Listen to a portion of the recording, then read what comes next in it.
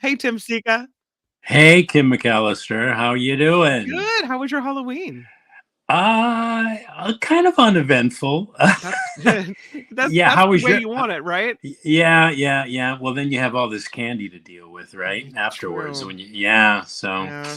yeah, I'm That's trying to such a think how I bummer. can. Yeah, I'm trying to think how I can disperse it to those that I know. But everybody I've approached said, "Oh God, I don't want it. I'll eat it if you give it to me." So, You have to have a big candy dish on the coffee table for movie viewing. yeah, Yeah, or yeah. something.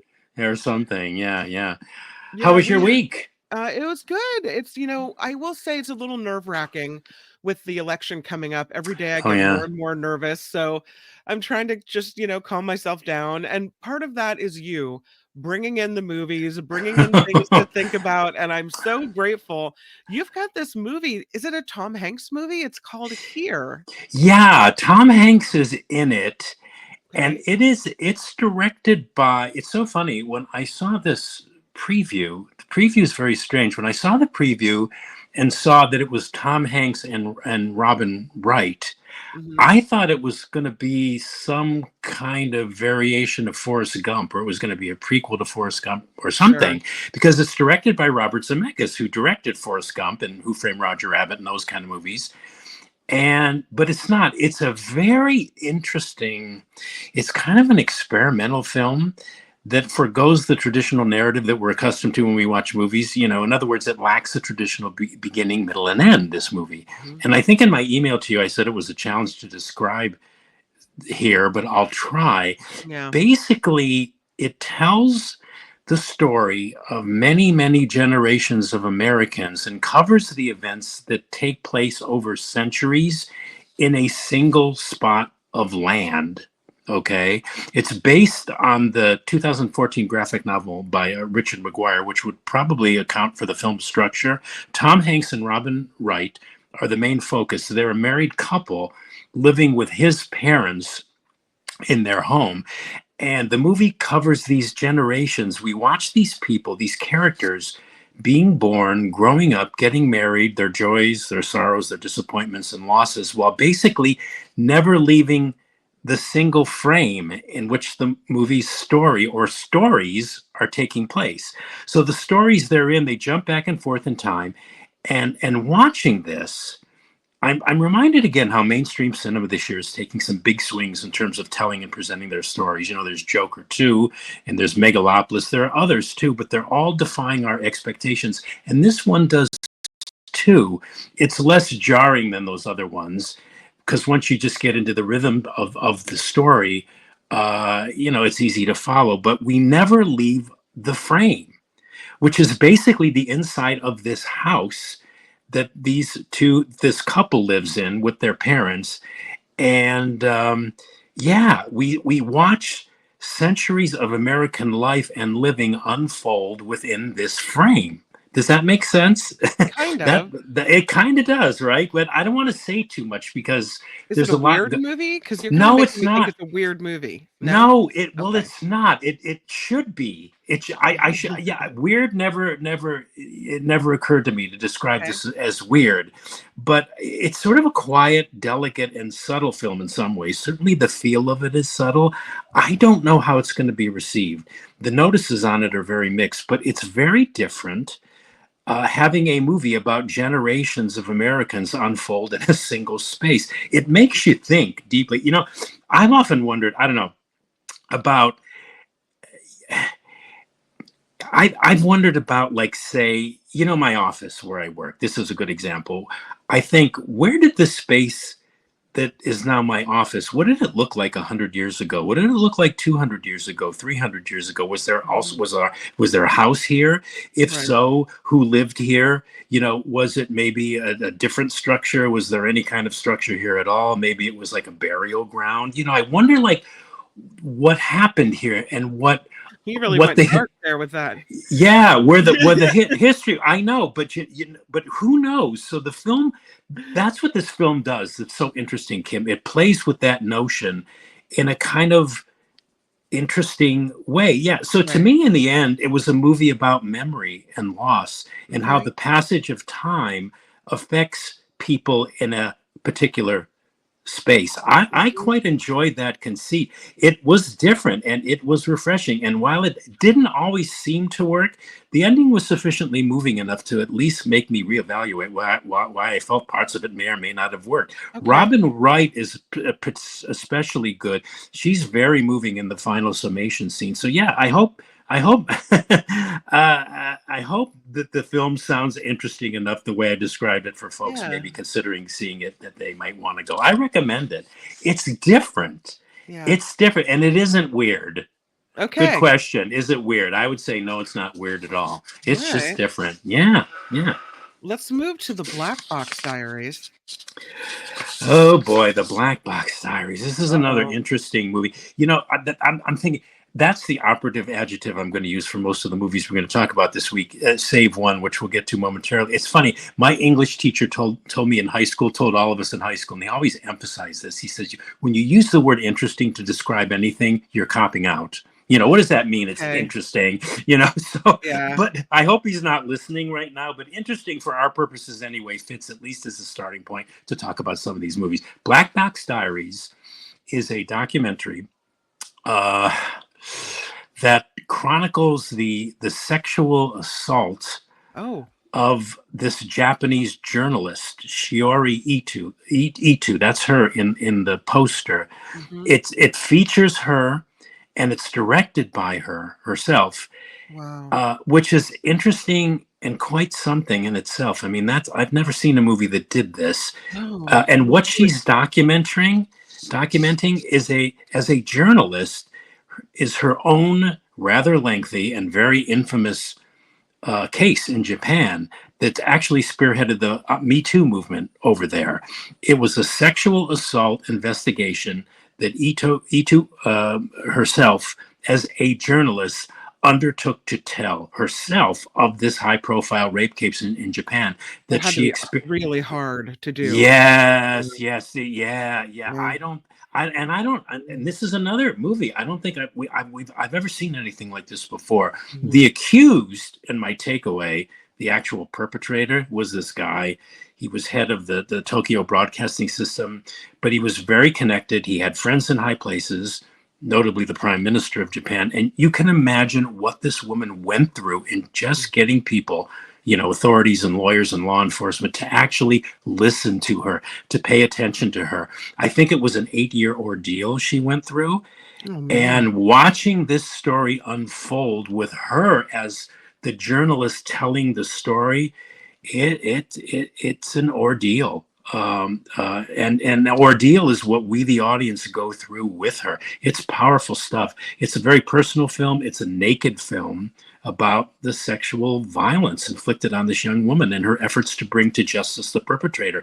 To watch it possibly and probably is going to be triggering for maybe anybody that's experienced, sexual Oh. assault. But it's an important movie, nevertheless. It's a courageous movie, and it's a very thoughtful and very emotional one. Is it You, done more as a documentary or more as a, it's like a it's a recreation of the story? no, it's a documentary. It's a Okay. documentary, yeah. And you said it. It's like it just must be hard to watch her. It's very Mm. hard to watch because she's reliving this, Oh. and none of this is faked.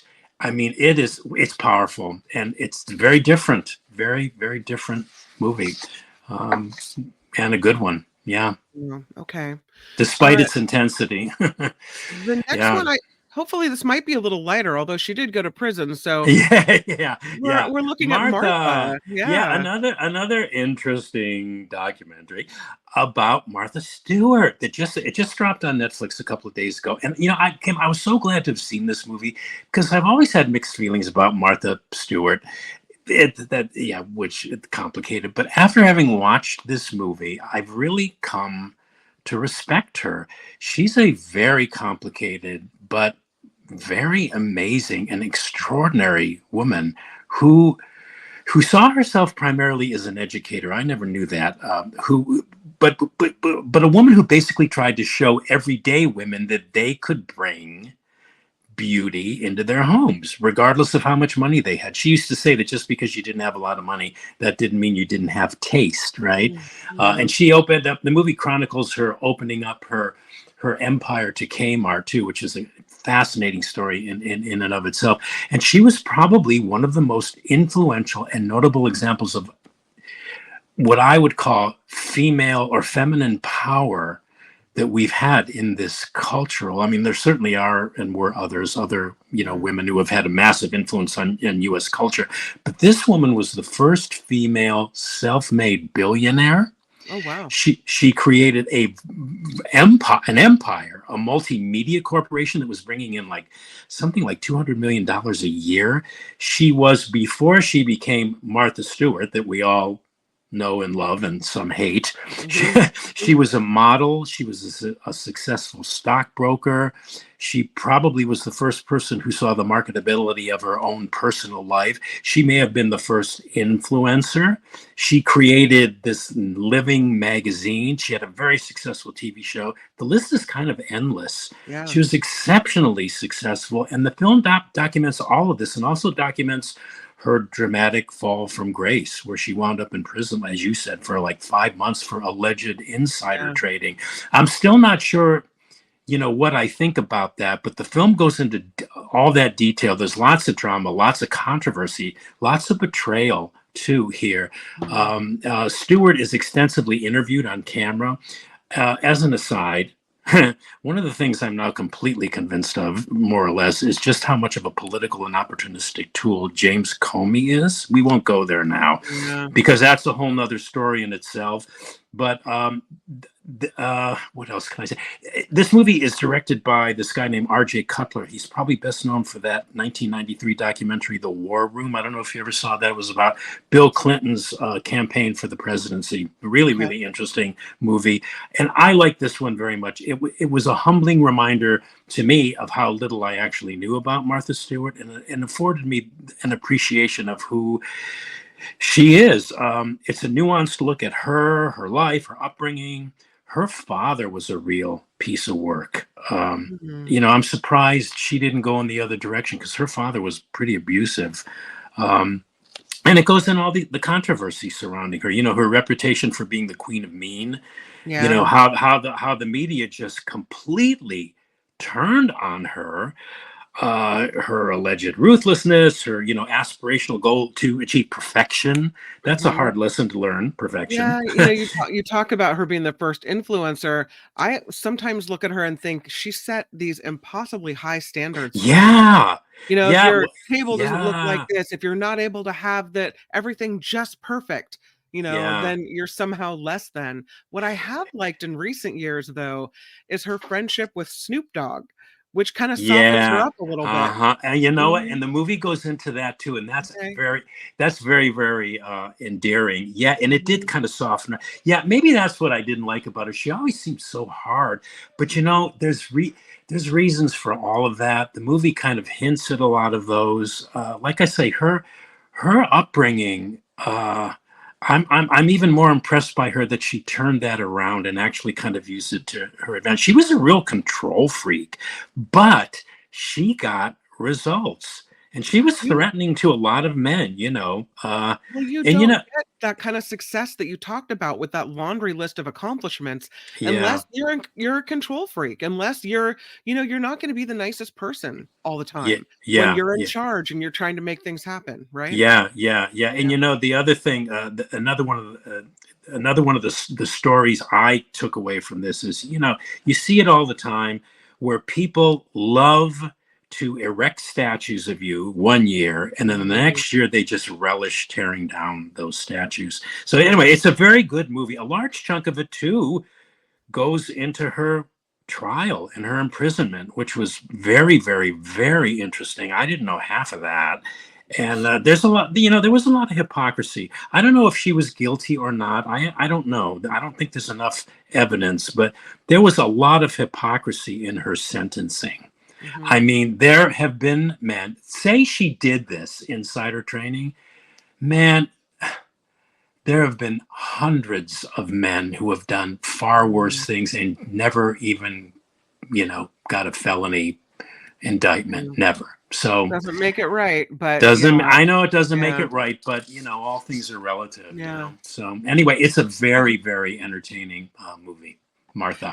Have you seen the meme that has a picture of Snoop and Martha together, and it says, you might be surprised at which one of these people is Yeah. the felon, right? And then yeah, Yeah, yeah. yeah, Well, it's so interesting how they formed this friendship and yeah, how much in common they have with each other. It's really, yeah, it was one of the sweetest things about the film. Yeah, I didn't know that. You did, obviously. yeah, I don't follow pop culture very much, but right. yeah, there's lots of scenes. And then she did this roast, which is chronicled in the movie too, of I think it's where she met Snoop Dogg, of Hmm. Justin Bieber, and she was a hit. She was hilarious, Hmm. and they poked fun at her, and she was a good sport at that. Yeah, it's what a story. It's an So amazing American success story. I Yeah, assume that this movie or this documentary was made with her cooperation and her yeah, permission. yeah. She Okay. cooperated, but it wasn't, it wasn't a hate geography. It didn't let her off the hook, and Oh, put her on the spot all through it, basically. And it's interesting to see her respond and watch how she responds. And yeah, it's really good. I recommend it. I think, Heather, and it's on Netflix. It just dropped on Wednesday. So Heather if you have, says that Martha had a home in Bar Harbor, Maine, and a friend of Heather's did some work on the house for her years ago. She said she was incredibly mean and rude to yeah, him and his crew. Wow. yeah, Mm, there's a lot of that yeah, chronicled in this too. Yeah, yeah. yeah, she was very impatient. I guess that's the Yeah, word for it. yeah. Let's move on to this kids movie. Hit. Oh, Hit Pig. Yeah. Oh God. I'm Uh-oh. not even sure kids will enjoy this. It was obviously made for them, but Okay. I was not the audience for Hit Pig. And I love animated films. I mean, I love animated features, but watching it, I really watching this thing, I actually began to experience like a kind of ADHD animation fatigue, Uh-oh. like it was one of those. It's another CGI animation film made in the same way most of them are made today. Sure. Turbocharged action scenes, gags, lots of fart jokes, you know but it gave me a headache. I'm unsure if that were due to lack of sleep on my part, or it was just a tiresome movie. It was probably a bit of both. But Yeah. briefly, the story takes place in a cyberpunk world, which I don't know why. It just does. And it's about this bounty hunting pig. His name is Hit Pig. Yeah, there we go. And he tries to capture this sweet and kind of free-spirited elephant named Pickles. Now that sounds cute, right? So, Right. and some might find it so. I just found it exhausting, repetitive, and kind of boring. If this is your jam, and if this is what you think your kids may like to see, go for it. I was the only one in the theater on for this one, so I don't know. I can't judge it by audience response because I've never seen any audience response. But I found it numbing. The Oh good thing no. is it's rather short, but it felt kind of endless. There's a ton of end credits, which That's bad. always makes me hesitate. When I see end credits like this, it always makes me hesitate about cavalierly trashing any movie that so many people work so hard on. But Hmm. sitting through it just made me want anybody to just, hit me or slap me up the face and say, wake up, pay attention, whatever, snap out of it. What did Cher do to Nick Cage in Moonstruck? Snap out of it. And she's hits him, remember, after they have sex Yep. and he's in love with her. Anyway, that's not much of a take on this movie, but So you're not recommending this one? I am not. I am not. But Oh, poor little Pickles and Hit I Pig. know. Well, Yeah, I did like Pickles. I thought she was really, really sweet. Yeah, but but oh not enough to God, save the movie. no, there was nothing new in this. I've seen No. every single set piece and every setup and every plot contrivance. I've seen like dozens of times and better done in other movies. So, Oh, I mean, sayonara, Hit Pig. if That's it for you. yeah, if you don't Yeah. have any context, you may just totally disregard what I'm saying. But I have too much context for these kind of movies. Oh, really? And the end credits sequence went on for like 10 minutes. Wow. Yeah, I don't know. So a lot Maybe of it takes a people lot worked. of people to make the CGI and do the tech stuff. Oh yeah, like I say, Mhm. that's why I hate. I thought, God, I'm gonna hate like ragging on this movie because look at how many people worked on it, but I can't help it. Ugh, oh no, no. Let's No, move to I would Liam Neeson. Oh, yes, sorry. I was going to say I would consider it like the ultimate torture if somebody said you have to sit through this movie again. Oh no. Anyway, okay. Yes, moving right along to Absolution with Liam Neeson. yeah, Liam Neeson. This is it's a drama. It's a Mhm. character study of a thug, and that's who the character Liam Neeson playing here in Absolution is referred to in the credits as Thug. Oh. That's I don't know if that's his name or it's just that's who he is, but he's this 30-year criminal who's loyal, Mhm. who's served a 6-year prison term, but who's coming to the end of his life. He's in sharp mental decline. He keeps forgetting important things like his home address. He's an alcoholic. I mean, he's very wary, and basically what Absolution is, it's this unsentimental portrait of this violent man's chance at redemption. And funnily enough, I thought this was going to be yet another Liam Neeson action thriller, which he keeps saying he's not going to do anymore because he's like getting long in the tooth, but it's not. He does do his share of taking people out. I mean, he's really good at killing people swiftly and quickly. But it's really, the movie's really a dramatic and very sober and very serious, at times very dour character study of this guy who's lived a deeply, oh God, unsavory existence, whose mind is beginning to betray him, and he's trying to make amends before he passes on to the next plane. Nothing really new here. It's not a great film by any stretch of the imagination. Many plot components are contrived and underdeveloped, but in total, it's not half bad. It's a reasonably solid and absorbing and sincerely serious character drama, and it's anchored by Liam Neeson's very complex performance. He is terrific. I'm a Liam Neeson fan. But to me, the older this guy gets, the better he gets. And not that he was ever anything less than great, but he's fantastic here. So on that basis alone, I recommend the movie. Okay. Yeah, yeah. Liam I like Neeson, it. I go. like a Liam Neeson movie. I could go for that. All right. Yeah, yeah.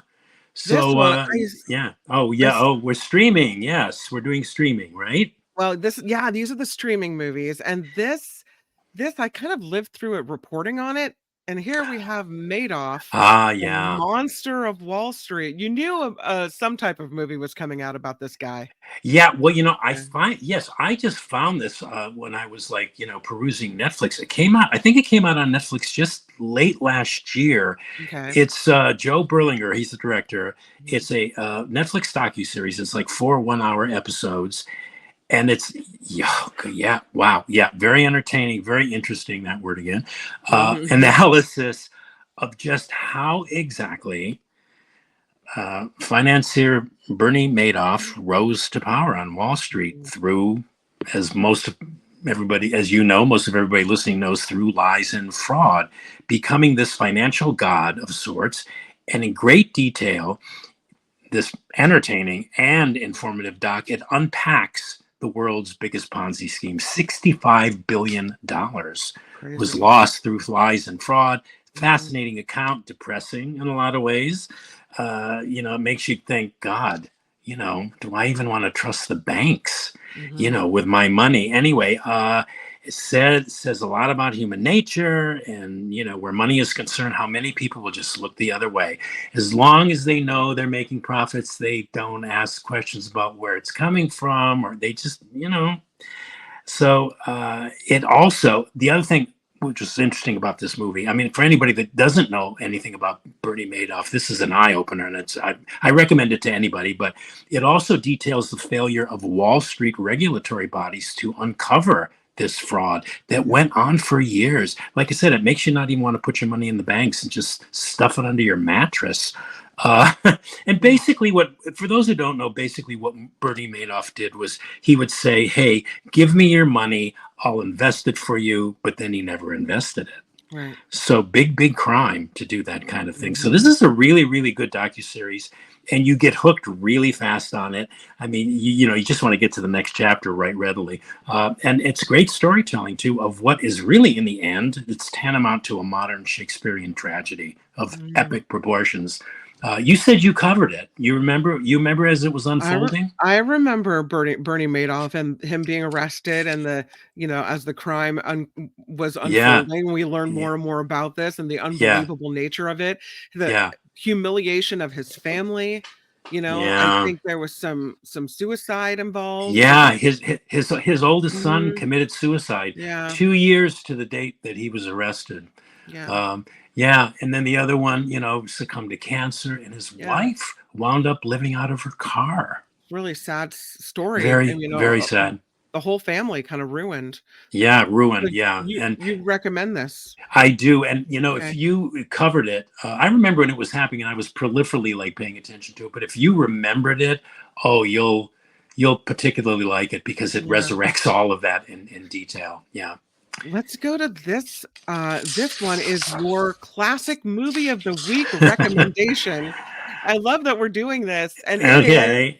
Who's Oh Afraid of yeah. Virginia Woolf? Who's it? Yeah, Have you ever seen it? I haven't seen it.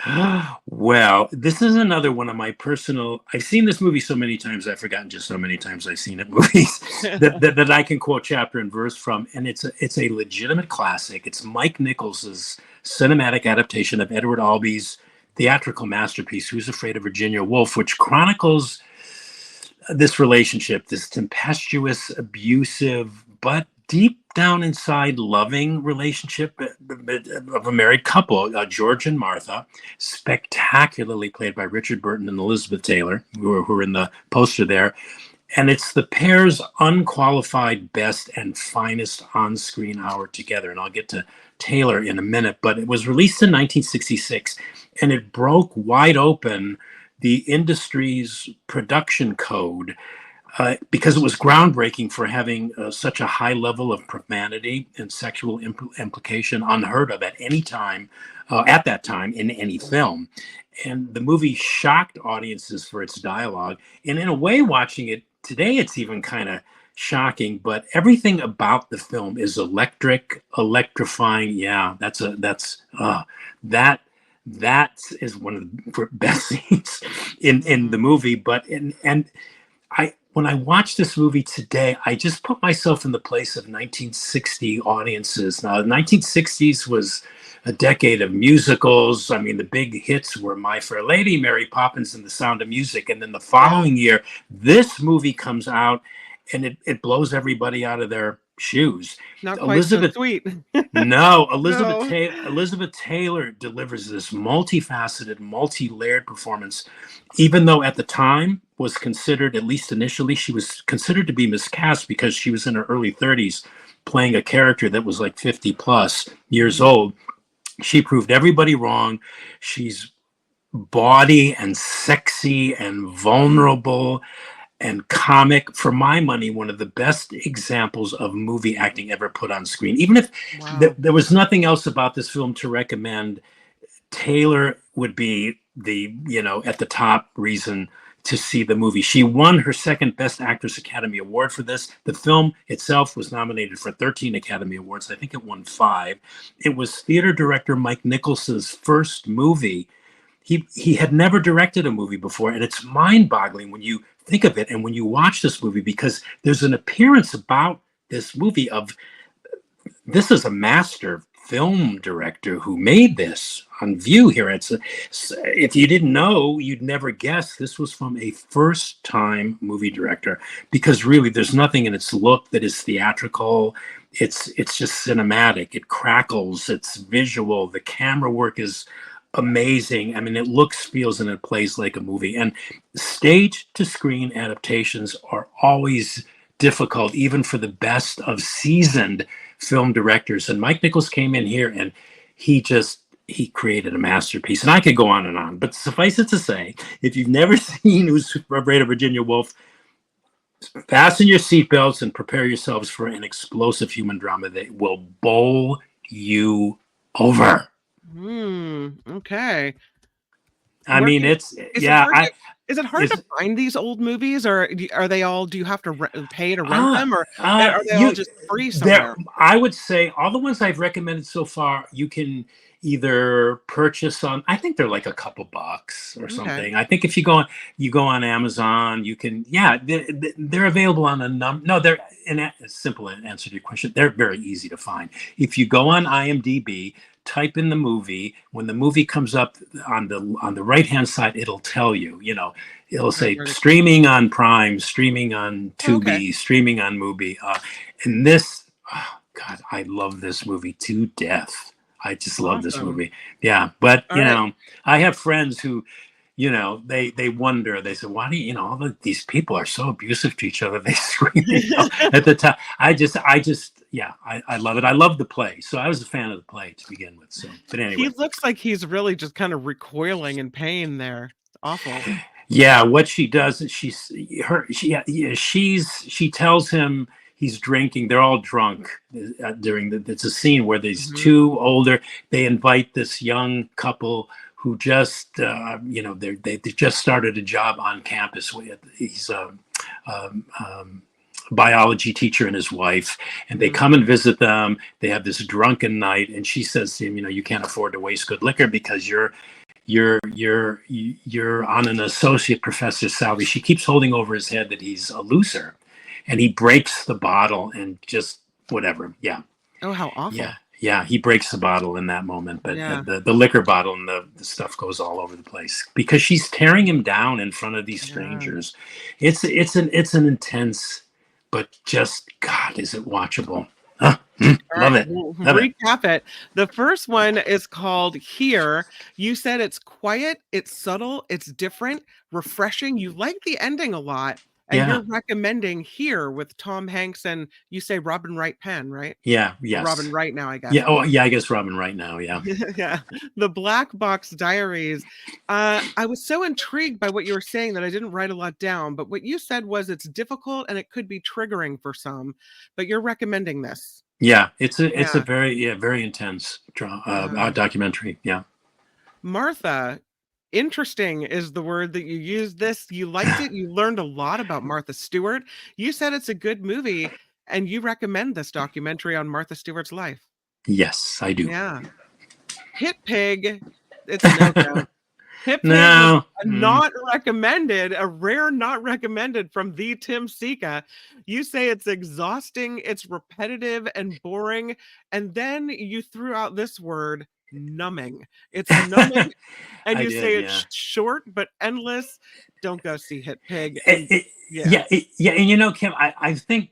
Yeah, I'm thinking about watching about this film and thinking of your kids. I really Mhm. think your kids would probably like roll their eyes and go, "No, give me a break." Really, I mean, because yeah, I mean, I don't know. I Sometimes just, for people with kids, it doesn't matter what it is. It's like if it's a yeah, new cartoon, you just click on it yeah. because you're so used to watching all the rest of it, you know? Yeah, yeah, But that's true. we'll keep scrolling past this one. I'll say no, Tim Seeker said no. Yeah, no. Absolution with Liam Neeson, dramatic, moving. You said it's not a great film, that it's got an undeveloped plot, but it's still not half bad, and that Liam Neeson is terrific in this. You recommend it. Yes. Yeah. And Yeah. then Madoff, the monster of Wall Street. You said this docuseries says a lot about human nature. It hooks you in with some great storytelling. You recommend Madoff, the monster of Wall Street. And Yeah. then your classic movie of the week recommendation, Who's Afraid of Virginia Woolf? You say that this one had some shocking dialogue for the time, that it was groundbreaking then, but this is electric. Elizabeth Taylor got an Oscar for this. You said the movie is explosive, it'll bowl you over, and you say we should all watch Who's Afraid of Virginia Woolf, a 1966 film that you say is worth bringing back onto the TV. Yeah, yeah. And Yeah. I think next week I'll pick something happier for Oh, something a little more joyous. I mean, yeah, I was going to say if anybody's watching or listening and is thinking of watching this movie, wait until at least 2 weeks after the presidential election on Oh, Tuesday.